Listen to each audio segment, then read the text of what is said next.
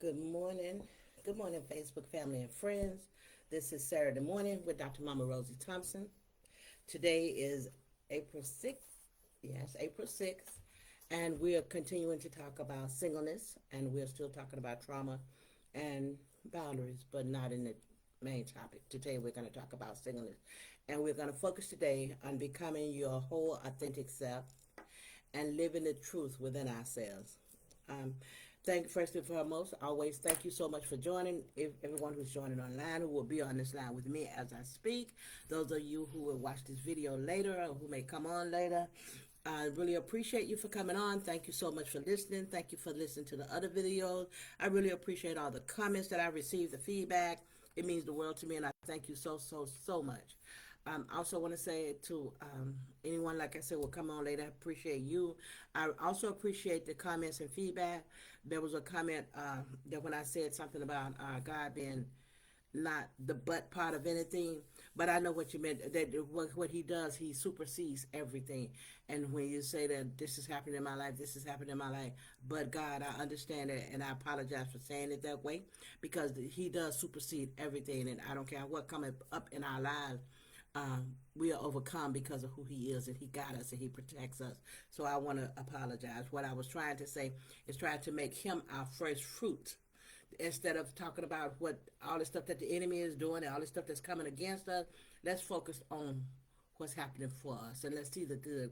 Let's try and see the good and try to see the positive in things, because that other stuff can really become depressing. It can really be like, I don't know, it just becomes depressing sometimes. So just let's recap a little bit. You know, last week we did start off talking about singleness, and thank you, Sister Antoinette, for bringing that up because that kind of gave us where we're going. Um, and we talked about fragmentation when the body divides ourselves. We're dividing our traits and characters, our feelings, and we group them into these smaller sections, and we hide them someplace in ourselves. And that happens a lot when we've gone through any type of emotional trauma, especially that severe emotional trauma. Talked about being whole, honoring and respecting our authentic selves, just as we are. I'm sorry. Every time I use my inhaler, I cough first in the morning time, and then that goes away. But it seems like I'm always online when it happens, and I apologize. Um, when I said when I talk about being whole, and then I come back and say fragment in the same conversation. What I'm saying is we were the very DNA who we are. We're whole already. The fragments come when we try to live in this world outside of who we really are. When we try to put on this persona, or when we try to live in this space outside of who we really are. When we're trying to conform ourselves to something else and not being true to ourselves. That's when the fragments come. And that's what we were talking about last week, calling back those fragments. So as I said, when a person experiences severe trauma, our identity, our individuality, personality, our emotions goes through this process called fragmentation. And that's when it divides itself, and keeps it, most of the time it divides itself, those little dividing traits and characteristics, and groups them into these segments and stuff, and they stay hidden until there's a safe space for them to be, expressed. And as we know that when this stuff happening, life continue to go on, so we're still dealing with things in life. Plus, we still got those fragments that will eventually or will one day express themselves, and they sometimes can express themselves in at least opportune time. We talked about wholeness is overcoming that virus of perfection that keeps us living in this imaginary world.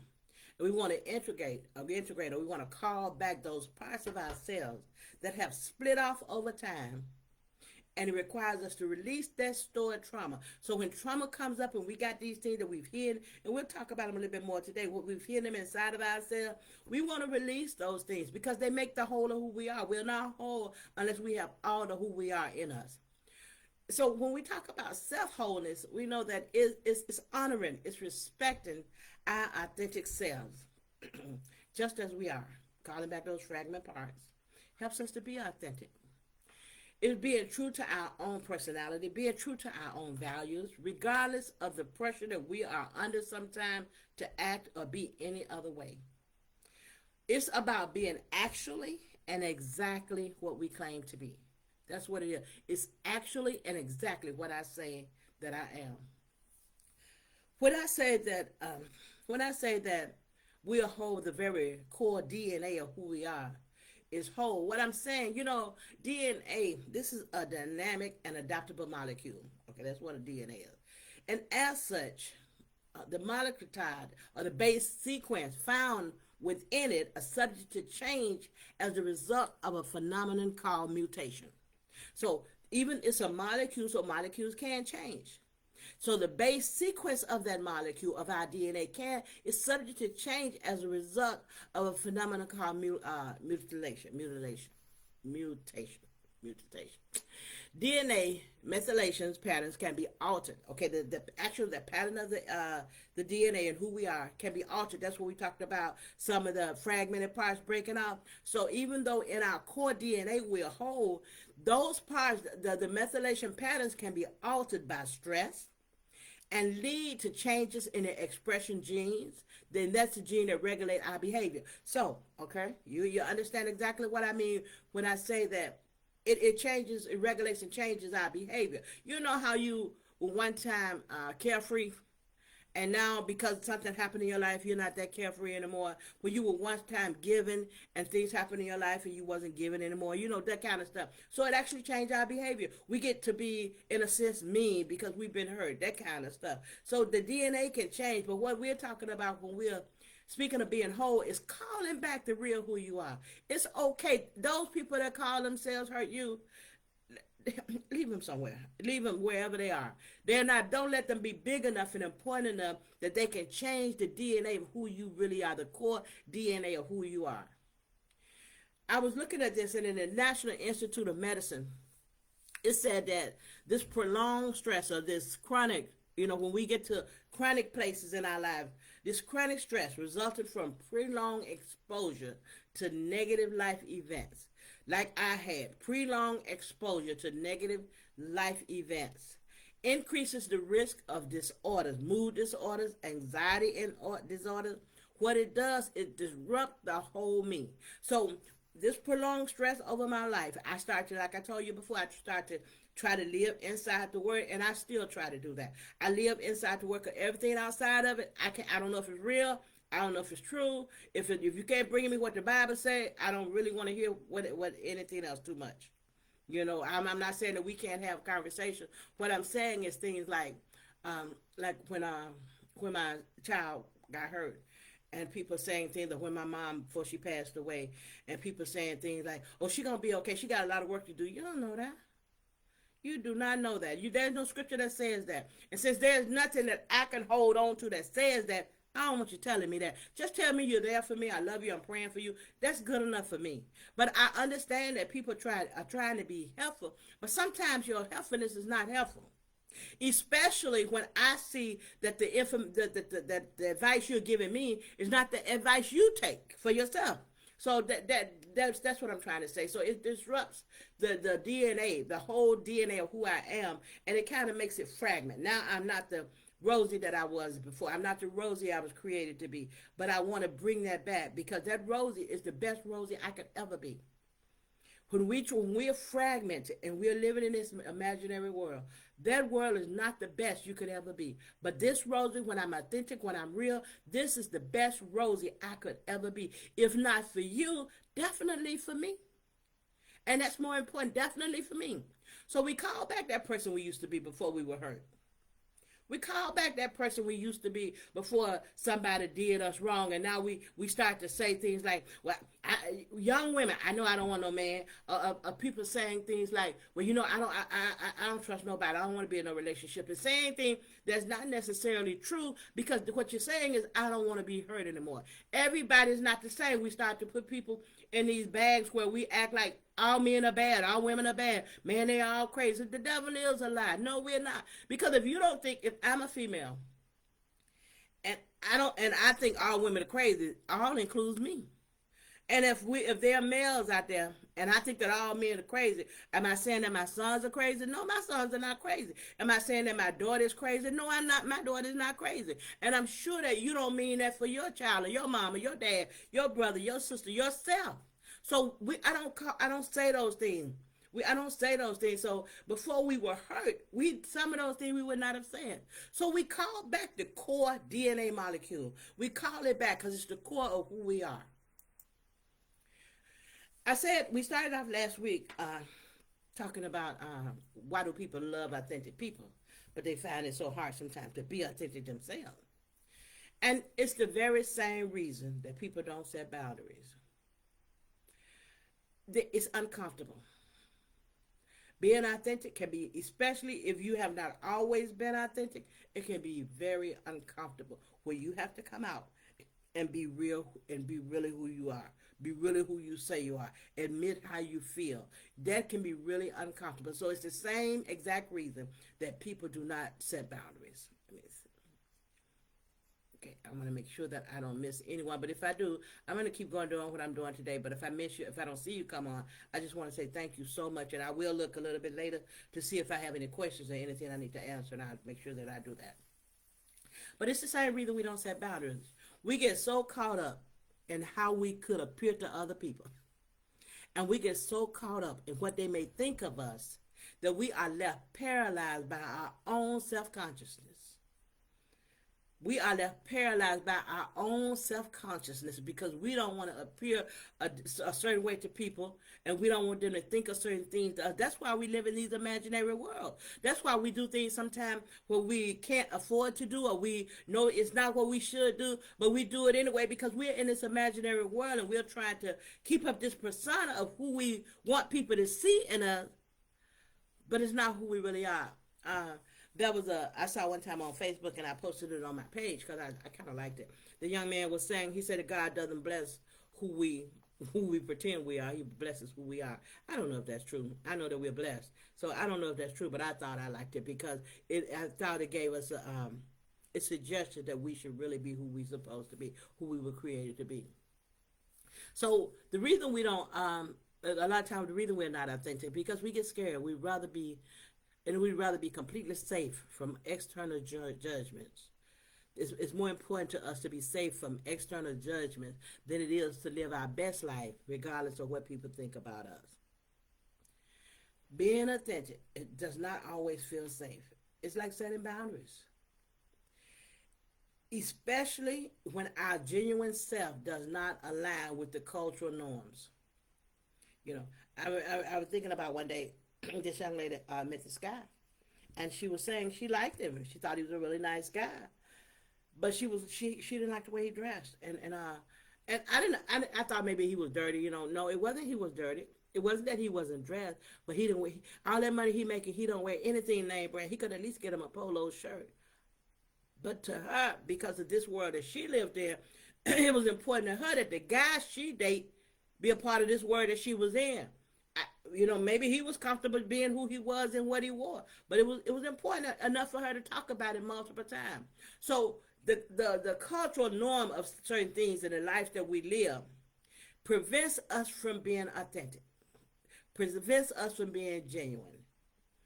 Okay, it affects us.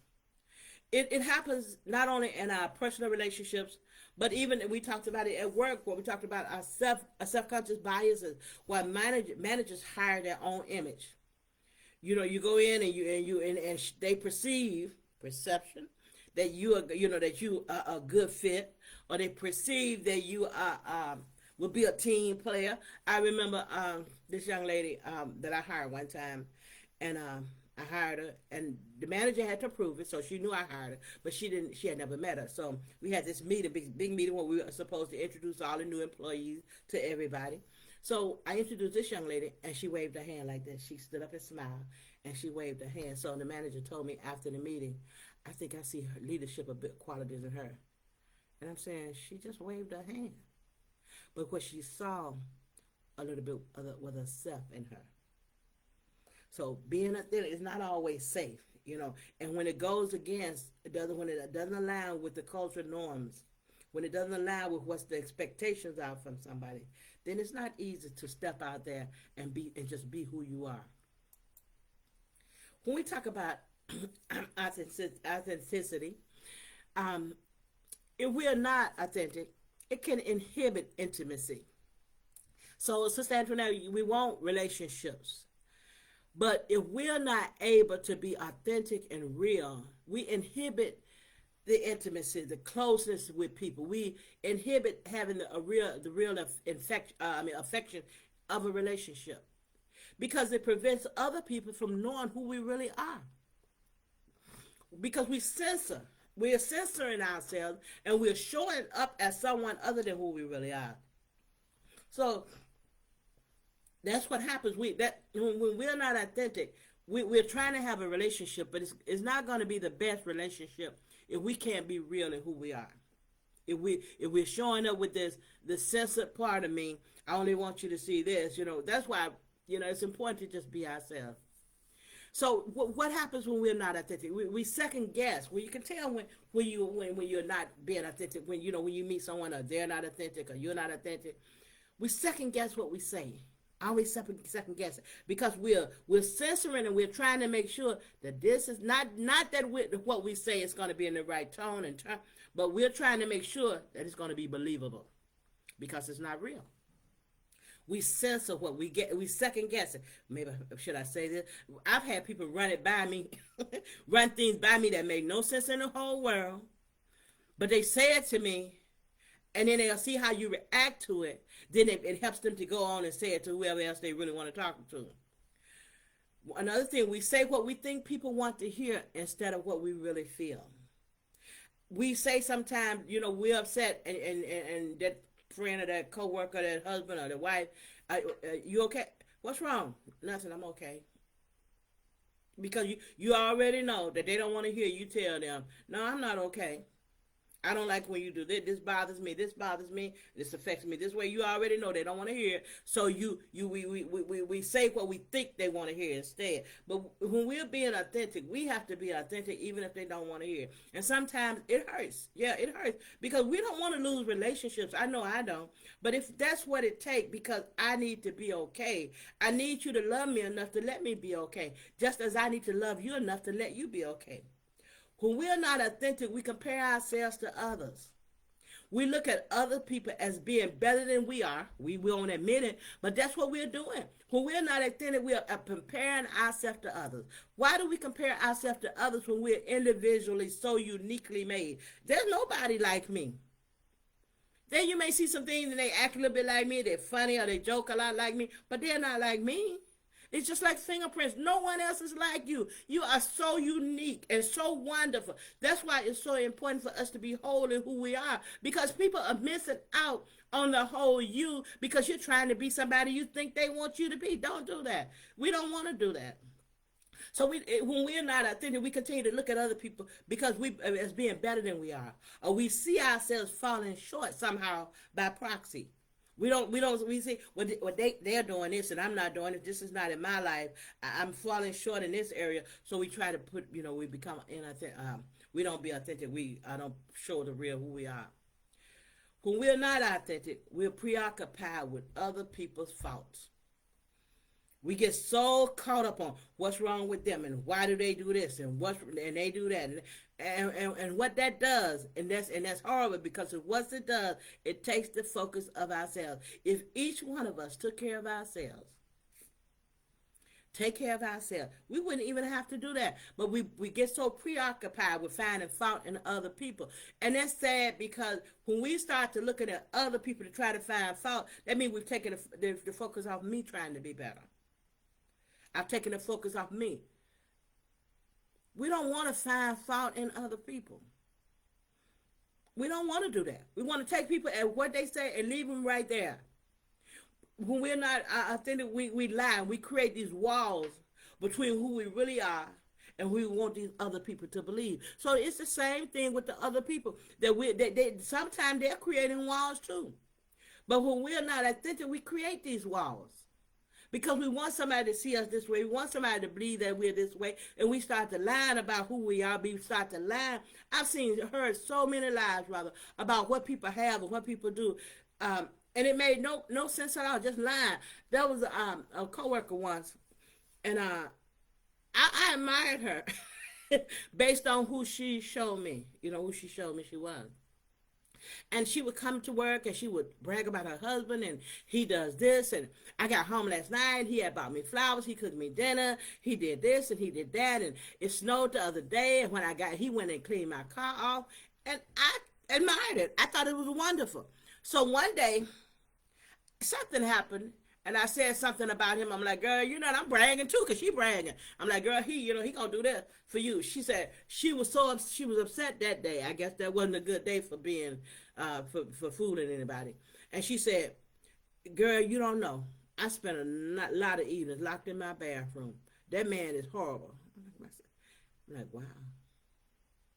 She said, I spent a lot. And then she went on to tell me some of the things that she was going through at home with this man. And I'm like, then I'm wondering, did he just start? Because last week the man was better than sliced bread. She said he ever since they got married, that he was abusive, that he talked out. She was telling me, and I couldn't understand it because of all the things she was saying about him before. So we do that because we create this wall. This is what we want. We want that marriage to be good. We want to be, and we definitely want to be better than everybody else. We want to be better than our parents were. We're going to stay with these people. We want to be better. My mom and dad stayed together all these years, and my dad wasn't around when I was a kid. My mama left him, so I'm going to stay with him even if he's abusive. And I'm going to buy me some flowers and send them to my job and tell you all that he bought me flowers. But when I get home, I'm living in hell. Because what I'm showing you is not real. So when we're not authentic, we either stay quiet or we stonewall when there's a disagreement or an argument. We don't express what we feel, and we try to prevent the other person from saying what they feel. So we either get quiet where we don't want to even talk about it, or we just stonewall. It's okay, no, that's all right. And we put up this wall to say, leave that alone. We don't want to talk about it. We don't want to face it. We don't want to deal with it. Another thing we do when we're not authentic, we give up forging our own path. Authentic people travel a life path that uniquely expresses who they are. Their life expresses who they are. Their life expresses their passion and what they want. When we are inauthentic, will cause us to make choices based on insecurity rather than our true purpose. So I'm doing this not because it's what my purpose and what my passion is, but because I'm insecure and I just want things to be okay with you, and I'm leaving me out of it. When people are not authentic, normally they're not humble. They're not able to admit their faults. And this leads to genuineness within ourselves when we can admit our faults. It leads to a genuineness within ourselves and in our relationship. Okay. If you're frequently, this is one that for my young lady who I talked to over this week, my little niece. If a person is frequently defending their position with other people and not introspective about their role in a situation, or they're insecurely inflating their importance at the expense of someone else, the genuineness of that person is totally lost. And I'm going to say that one more time. If you are frequently defending your position with other people and not being introspective about your role in a situation, or if you're insecurely inflating your own importance at the expense of other people, the genuineness is in you, it's lost. You're not genuine. You're not authentic.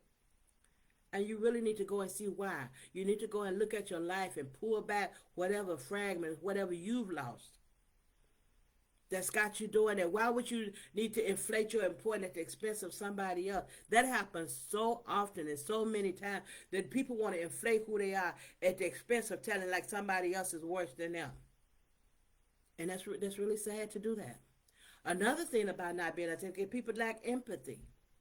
And so, being able to understand another person's emotional experiences and being open to their thoughts, that's the very basis of empathy. That's what it is. When we lack that, we don't give them permission we don't give permission for the other person to be real either. We don't give them permission to be authentic, because an authentic person is open. And when they're trying to be open and share, and if you don't want to allow it, then you're not giving them permission. That's what you're saying, which hinders the relationship. We also lose out on being our most genuine self when we are not open to other people's experiences. We lose out. So that's what it means when we're talking about not being authentic. Authenticity is genuine. It's a genuine heart to heart and sometimes gut wrenching vulnerability. And most times we don't want to be vulnerable. We don't want to see ourselves as vulnerable. We don't want anybody else to see us as vulnerable. And that's what it is. That in order to be authentic, that's what it's a genuine heart to heart vulnerability, opening ourselves up. And sometimes we open ourselves up and we get hurt. So we don't want to be open ourselves up. Authenticity happens when people get honest about who they are and what's happening in their lives. When they share their pain, reveal their feelings, admit their fears, acknowledge their weaknesses, and ask for help. When we can't do those things, I have to be honest about who I am and what's happening in my life. It's true. We share our pain. When I wrote the book, I had family member telling me, "You don't put all your business out there."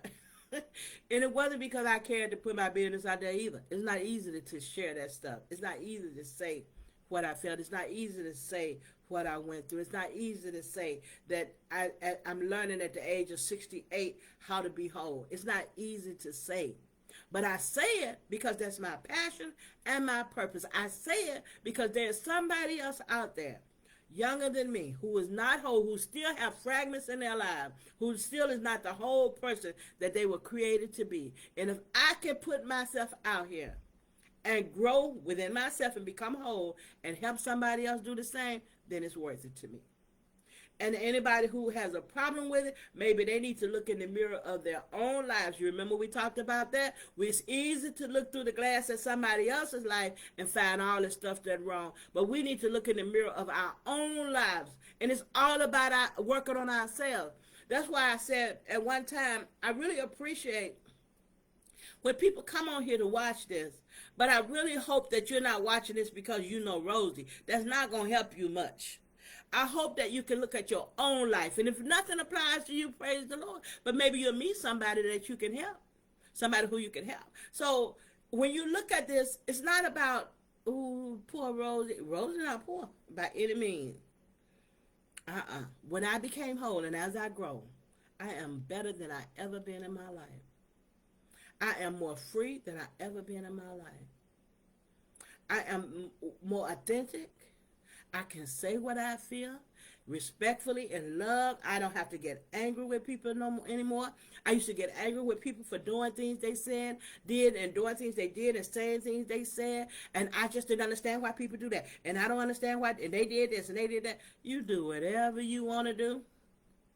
Because what you do now, it doesn't affect. I don't have this wall up for you to bump against. So, sometimes at one time, when I wasn't authentic, when I didn't even know how to be authentic, I didn't like people around me who, can I say, showed up my weakness. If they did things that I did, we did the same thing, but I didn't like it about myself, I had a problem with them doing it. So, I'm doing something that I don't like in me. I got this thing in me that I really don't like about myself. And when I meet somebody else and they do the same thing, I talked about them. I had a problem with them. I guess that was my way of getting it off me, taking the focus off me, to look at them. That we talked about that. I was not authentic. So now, when people do things that I don't like in my life, I take it as a lesson. If I see something that I don't want or something that I don't want in my life, I look at it as, how am I this way? What am I doing this way? Can I change it? How can I be different? I work on me. The reason a lot of times we're not authentic because we're wired for survival. We're wired to want to belong. And for so long, there has been a real price to pay when we veer too far away from these expectations and the norms.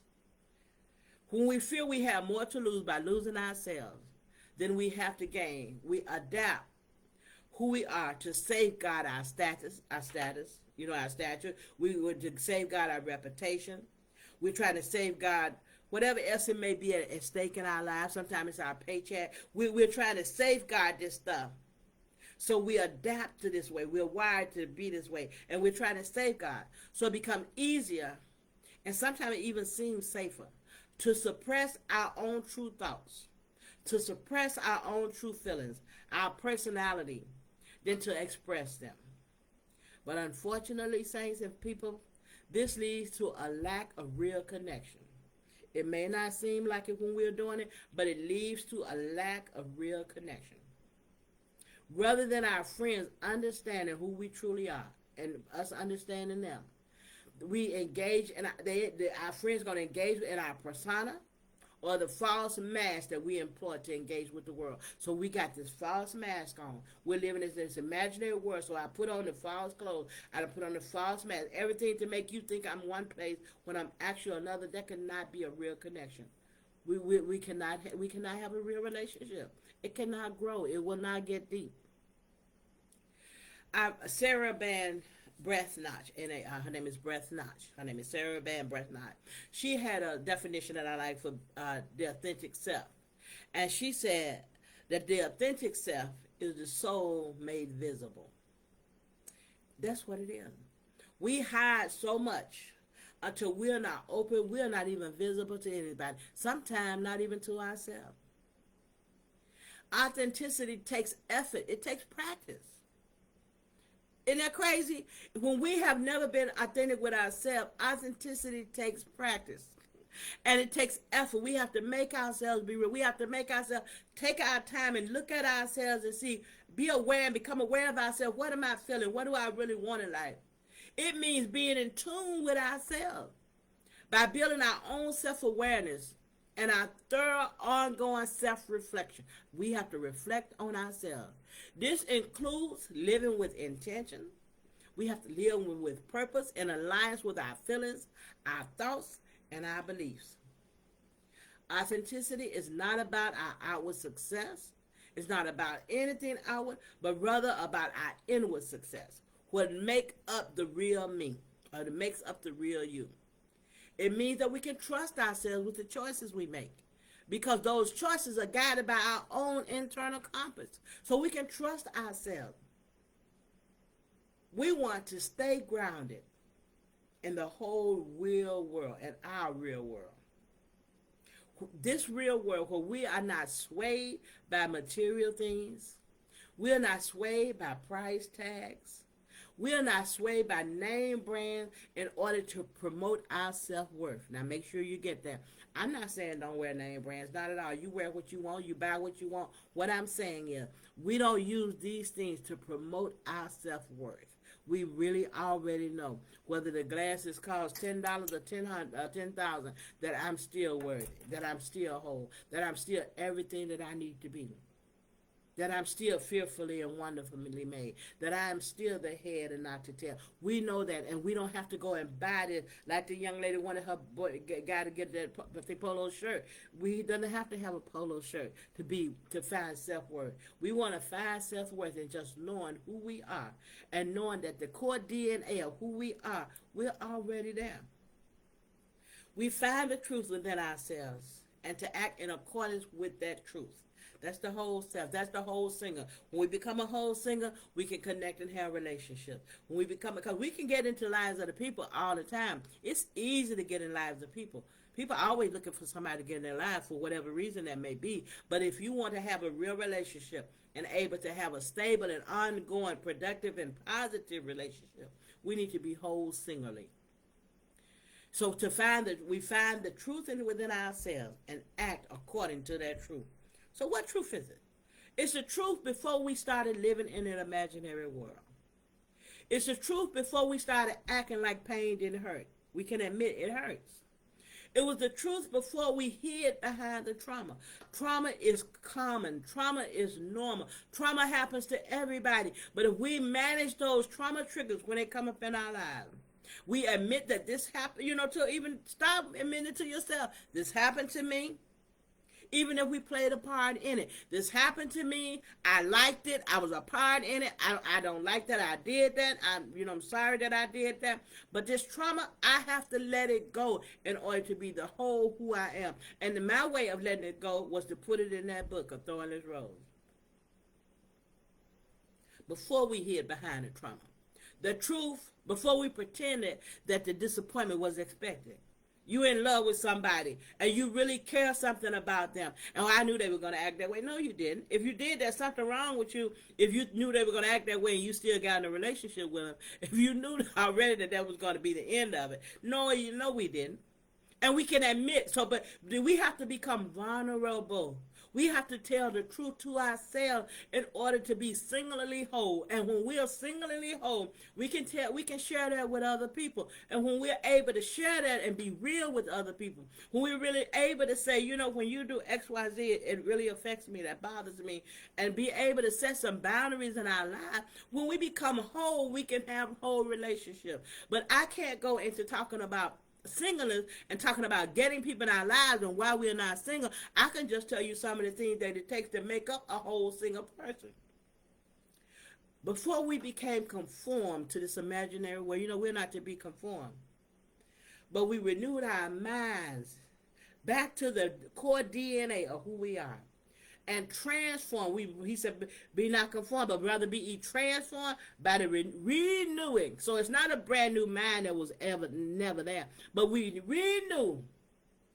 We said, be not conformed, but rather be transformed by the renewing of our mind. Renew your mind back to understanding and embracing the core DNA of who you are. Know who you are.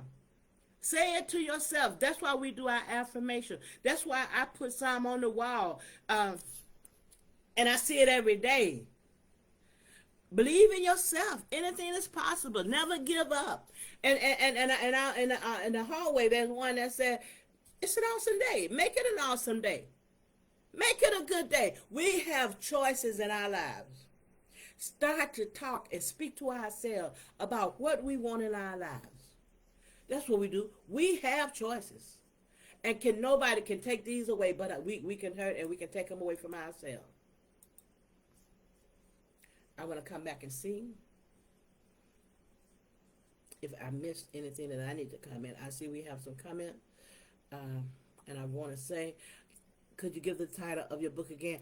Hi, Sister Rose. The title of the book is called A Thornless Rose. And it can be purchased on Amazon. It's A Thornless Rose by Dr. Rosie Thompson. And it's bigger than every obstacle, stronger than every challenge. On YouTube, it's out there. I don't know how to give you the link, but I will see if I can find it. I'll make sure I send it to you. I'll make sure that I send it to you. Thank you so much for everything. Thank you so much. I really appreciate you joining in. I thank you for all your comments. So the title of my book, again, is called A Thornless Rose by Dr. Rosie Thompson. And it's actually the story of my life. It talks about my life. And how so many years after I was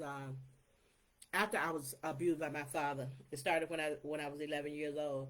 And so many years after that, I have a picture of my mom. She used to always say, I'm black and proud and I'm poor and free. And I didn't understand it because I felt like we had nothing. And so I didn't understand what she was so proud of and how could she be so free with the things that I saw. But later on, I recognize it. I recognize it, Sister Rose. I recognize it, Sister Swoop. It's the DNA of who we are that makes us free, even when we seem like the world is bound, when we seem like we are bound by the world. We are proud not because of who we are, but because of who created us. We know who we are. And when we know who we are, even all those things that was going on around us, all the abuse, and she was abused too. My mom I guess she didn't know how to help us.